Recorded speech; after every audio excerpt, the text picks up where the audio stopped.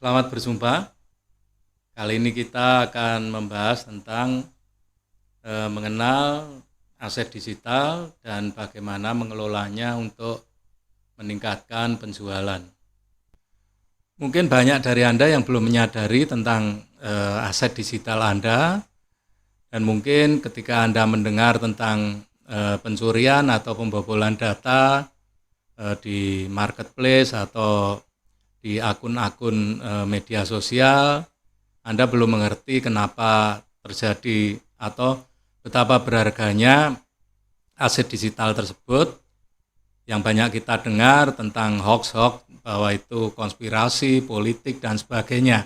Nah, bagaimana atau apakah aset digital itu dan kenapa disebut aset, kenapa disebut kekayaan, kenapa sangat berharga? Saya akan bahas tuntas dalam video ini, namun sebelumnya Anda bisa subscribe dulu, like, dan bunyikan lonceng, supaya Anda bisa terus mengikuti video-video yang akan kami update untuk menambah wawasan dan pengetahuan Anda tentang dunia digital. Namun sebelumnya kami ingatkan Anda untuk terlebih dahulu subscribe, like, dan menekan tombol lonceng agar tidak ketinggalan informasi video-video menarik dari kami.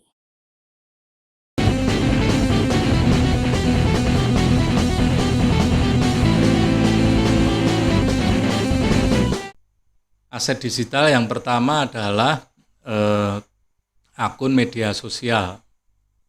Akun media sosial itu bisa akun Facebook, akun Instagram, Twitter, TikTok, dan lain-lain, termasuk akun WhatsApp kita. Itu akan menjadi aset digital yang sangat berharga yang bisa meningkatkan atau men-scale up usaha kita. Banyak dari kita yang tidak menyadari bahwa akun-akun tersebut bisa kita manage untuk meningkatkan usaha.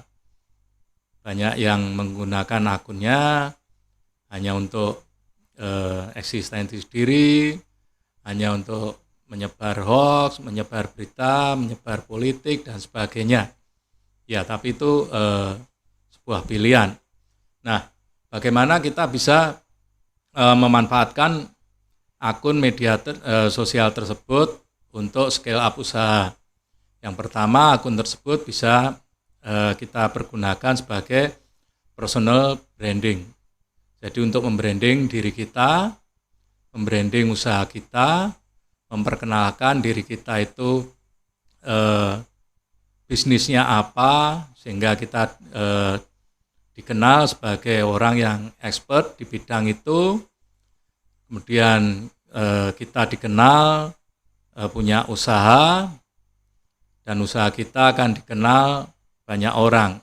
Kenapa demikian? Karena rata-rata algoritma dari media sosial itu akan menampilkan atau membawa viewer atau si pengguna itu berdasarkan preference atau berdasarkan kesukaan. Jadi misalnya Anda punya minat atau sering membuka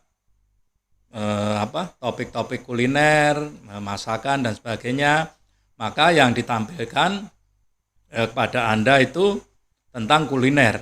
Itu banyak yang akan Anda lihat di halaman media sosial Anda. Itu adalah postingan-postingan yang topiknya kuliner.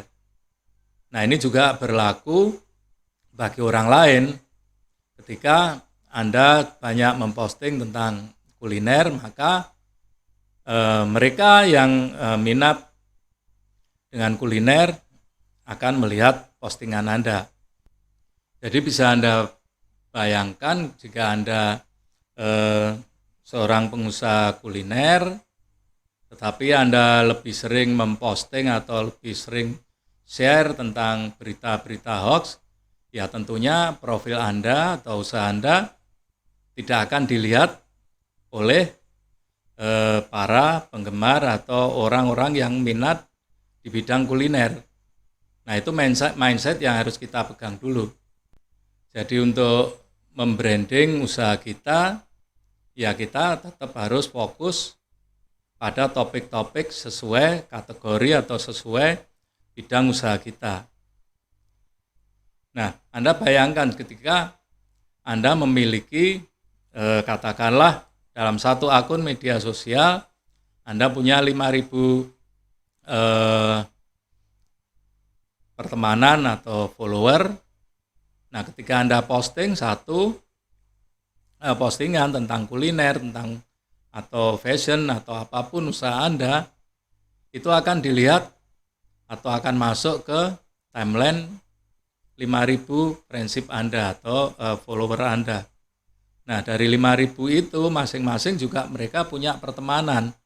Sehingga kalau dikalikan sudah banyak sekali kan. Nah, kalau Anda semakin sering untuk posting sesuai dengan topik, kategori atau minat di dalam usaha Anda, maka Anda akan cepat sekali atau akan membantu untuk usaha Anda itu dikenal. Tentunya dengan postingan-postingan yang menarik minat sehingga orang itu banyak membutuhkan, sehingga kalau banyak membutuhkan akhirnya dia melihat dan menyukai atau like, kemudian ada interaksi mungkin dengan komentar atau dengan diskusi tentang topik yang Anda posting atau Anda share tersebut, sehingga interaksinya akan bagus, sehingga ketika Anda suatu saat memperkenalkan produk Anda atau menjual atau hard selling sesekali, itu akan banyak dilihat orang dan itu akan berpengaruh. Karena apa? Karena dengan personal branding Anda dianggap expert di bidang itu, sehingga orang percaya dan mau membeli produk Anda. Kembali ke hitungan tadi, misalnya Anda punya satu akun media sosial dengan 5.000 follower, katakanlah begitu. Ketika Anda membuat satu postingan atau satu share di media sosial Anda, katakanlah yang melihat itu 1.000 orang. Artinya kan dari 1.000 orang ini masing-masing kan punya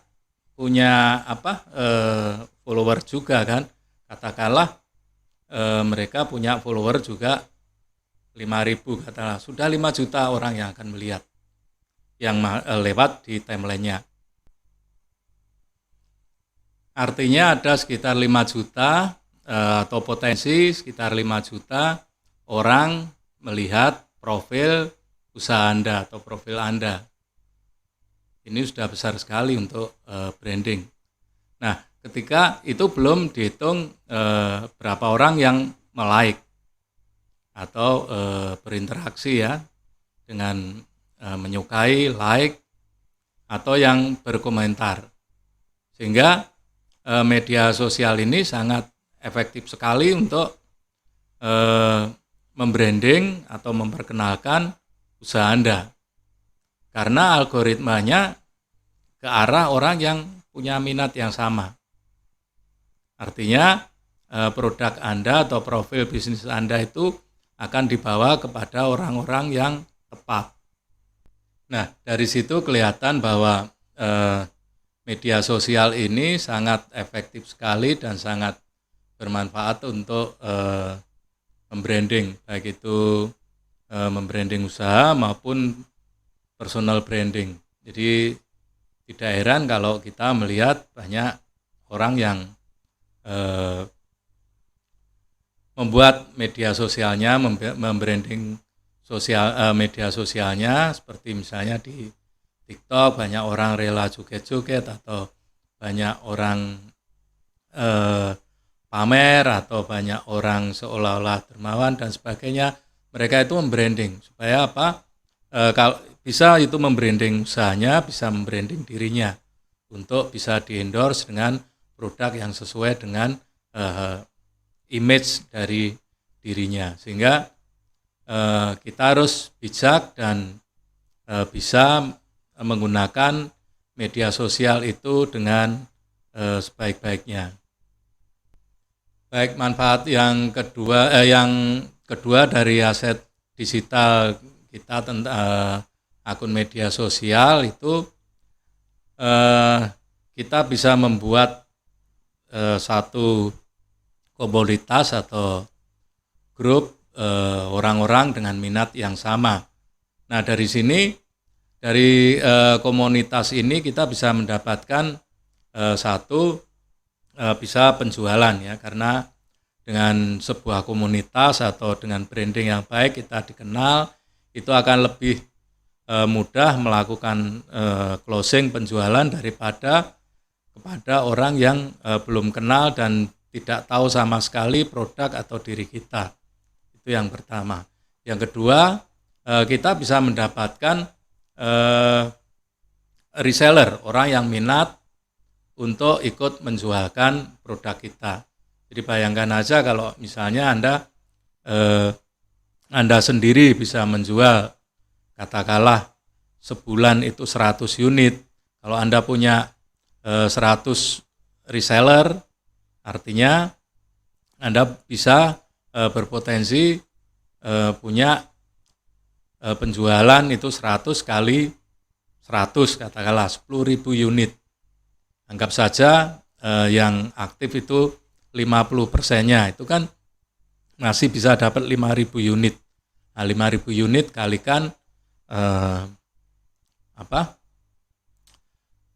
harga produk Anda. Kalau misalnya harganya katakanlah 10.000 aja, kalau 5.000 unit sudah 50 juta. Nah, yang berikutnya manfaatnya adalah mungkin orang itu tidak minat membeli, dia tidak minat untuk menjadi reseller, tapi seringkali orang-orang kita itu suka sekali share. Nah, ketika Anda mempunyai banyak follower, banyak pertemanan, itu akan ketika satu minat atau orang yang suka dengan postingan Anda atau apa yang Anda share, itu mereka akan dengan senang hati men-share juga, membagikan ke teman-temannya. Nah, ini akan semakin memperbesar atau semakin memperkenalkan produk Anda, semakin banyak dikenal. Makanya ada produk atau ada sesuatu yang viral itu ya karena banyak orang yang share. Sehingga banyak yang share, banyak yang melihat, akhirnya menjadi viral. Nah, ketika viral pun akan sangat menguntungkan untuk usaha. Nah, satu hal yang tadi terlewat adalah bahwa sekarang banyak sekali media sosial itu yang juga punya marketplace, jadi punya tempat untuk memasarkan, untuk menjual produk kita. Nah, ini juga salah satu keuntungan lagi atau salah satu manfaat lagi untuk media sosial, sehingga tidak heran kalau akun media sosial itu sangat berharga dan itu bisa dibilang sebagai kekayaan atau aset digital kita. Nah, aset digital yang berikutnya adalah akun di marketplace. Kenapa marketplace? Ya, marketplace itu namanya aja market ya, pasar ya. Orang mencari barang itu pasti di pasar. Jadi pasar itu tempat orang berkumpul atau tempat tujuan orang untuk mencari barang, sehingga itu akan menjadi tempat kita untuk mencari pembeli atau untuk memasarkan produk kita. Nah, marketplace karena menjadi pusat berkumpul, mereka punya traffic yang tinggi dan dengan promo tentunya banyak sekali kita dengar kan banyak marketplace yang istilahnya bakar duit untuk promosi, diskon dan sebagainya, sehingga rating atau tingkat pencariannya di Google itu akan tinggi, sehingga ketika orang mencari sesuatu barang, itu banyak sekali yang di dalam list pencarian itu adalah dagangan yang dipajang di marketplace. Nah, untuk itu akun atau buka toko di marketplace itu menjadi aset kita. Nah, perlunya di sini adalah yang pertama Anda harus mengoptimasi toko Anda atau akun Anda atau lapak Anda di marketplace tersebut supaya bisa dikenal oleh umum, bisa bersaing dengan produk yang lain. Nah, karena masing-masing marketplace itu punya algoritma sendiri, punya sistem promosi sendiri, sehingga Anda harus mengenali supaya bisa gampang ditemukan oleh pengunjung. Jadi ya di marketplace itu tetap ada persaingan sesama produk dan mungkin juga sesama pengguna. Nah, itu kita harus pintar-pintar dalam mengoptimasi dan ikut berpromosi dalam marketplace tersebut.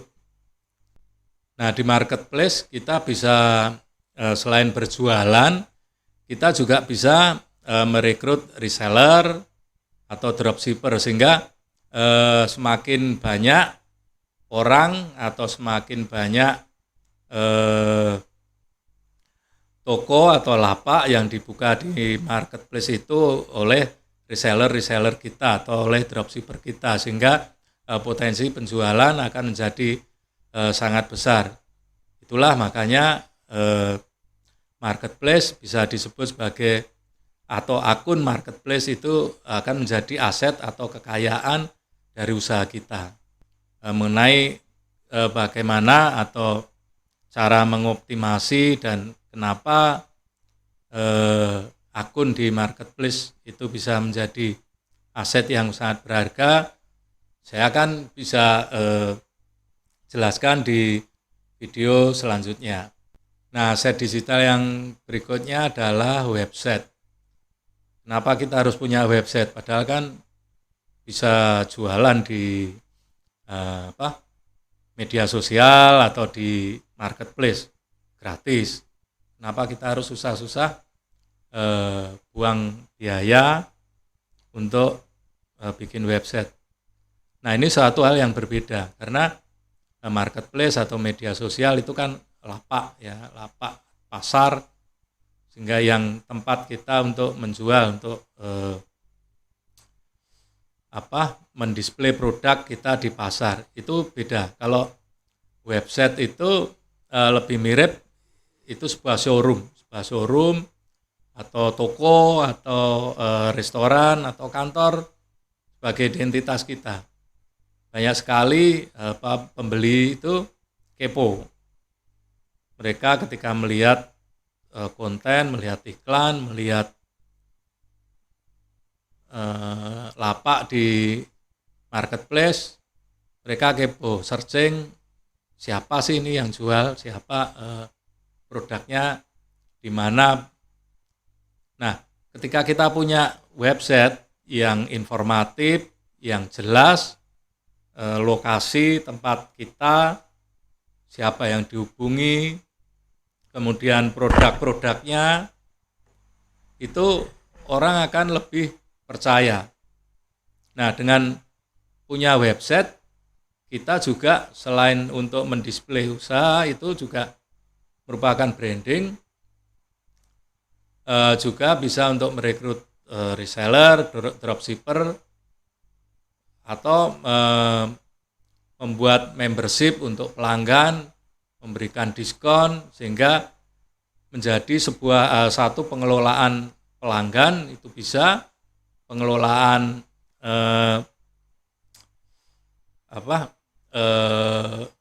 sales team atau reseller team atau pasukan penjualan, itu bisa, atau bisa dibuat sistem affiliate atau macam-macam lah untuk skema bisnisnya. Kita bisa membuat landing page atau halaman yang khusus ketika kita beriklan langsung masuk ke situ sehingga pembeli atau prospek pembeli itu terprovokasi oleh isi konten landing page kita sehingga membeli. Kemudian bisa menjadi pusat pengelolaan data pelanggan. Jadi website ini memang sangat penting dan itu akan menjadi aset atau menjadi kekayaan digital kita. Aset digital yang berikutnya adalah database. Nah, ini yang membedakan dengan bisnis konvensional, bisnis offline itu di sini. Karena di dalam bisnis yang digital, yang online, itu kita punya data semua yang pernah membeli atau semua pembeli dari produk kita atau semua customer kita. Itu berbeda dengan yang offline. Mereka kalau offline yang konvensional kan tidak pernah dicatat. Tidak mungkin dong kita misalnya kita jualan soto, kita nyatat pembeli kita nomor teleponnya berapa, emailnya berapa, alamatnya di mana, itu tidak mungkin. Tetapi kalau di bisnis online itu pasti terjadi. Ya karena setiap pembelian kan lewat online pasti orang akan ditanya atau pasti akan mengisi datanya kan, minimal telepon, nama, telepon, alamat. Karena pesanannya online kan nanti dikirim. Nah, itu kan pasti dicatat. Nah, ini menjadi sebuah database yang bisa diolah. Jadi ketika kita punya database pembeli kita atau konsumen kita, itu bisa diolah untuk satu, untuk ya pasti branding ya. Kedua, untuk penjualan atau yang namanya repeat order. Jadi banyak yang tidak mengolah data ini. Nah, ini bedanya. Kalau di bisnis konvensional kan ini nggak bisa kita berharap orang repeat order, atau ya bisa sih dengan servis dan sebagainya, tapi kita tidak punya data supaya orang ini bisa membeli kembali produk kita. Kita hanya mengandalkan promosi lewat media konvensional sehingga orang akan datang kembali, kita hanya berharap. Tetapi dengan era digital, kita punya database itu, kita bisa memfollow up data pelanggan itu, memfollow up para orang-orang yang pernah membeli atau konsumen kita itu untuk kembali membeli. Nah, itu prinsipnya karena kita lebih mudah menawarkan kepada orang yang pernah memakai atau menggunakan produk atau jasa kita daripada orang yang sama sekali belum pernah. Itu akan lebih mudah. Coba Anda bayangkan kalau dalam satu kurun waktu Anda punya 5.000 saja lah database pelanggan Anda, itu 25%-nya 25% berarti kan dibagi 4 itu kan 1.250 repeat order. Nah, tinggal kalikan produk Anda. Kalau 100.000 kan berarti 100.000 kali 1.250. Artinya sudah 125 juta. Nah, itu sangat besar potensinya. Sehingga itulah kenapa database itu menjadi sangat penting. Kenapa orang rela untuk membeli database? Karena mereka tahu data ini, data orang-orang yang kita bisa tahu. Misalnya kenapa orang membobol atau bisa diperdagangkan database, karena data itu sudah jelas bahwa ini adalah orang yang minat atau orang yang beli produk kuliner misalnya, atau ini penggemar katakanlah soto, sehingga ini bisa dijual ke penjual soto karena gampang gitu. Itu contohnya ya. Kalau dalam produk digital mungkin beda lagi kan. Nah, jadi di situ kita bisa tahu kenapa database atau aset digital itu sangat berharga, kenapa banyak dibobol, kenapa banyak dicuri, kenapa banyak kejahatan untuk mencari dan membobol database atau data-data pelanggan itu ya karena dalam data itu sudah sangat spesifik kan. Bisa dari target umur, dari minat dan sebagainya, sehingga dengan memiliki data itu bisa diketahui produk apa yang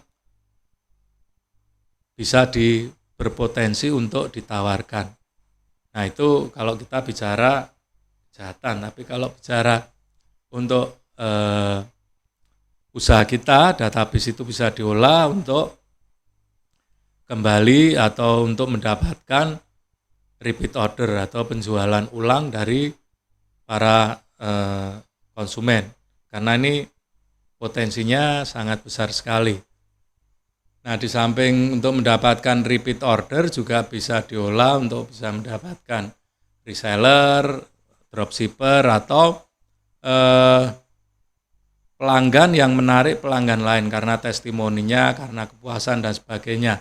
Nah, kumpulan data ini juga bisa dipakai untuk riset dan development, jadi bisa untuk mengembangkan produk. Karena dengan data tersebut kita bisa bikin survei, bisa mendapat banyak masukan dari para user atau konsumen yang menggunakan produk kita untuk perbaikan produk. Nah ini sangat bermanfaat sekali, sehingga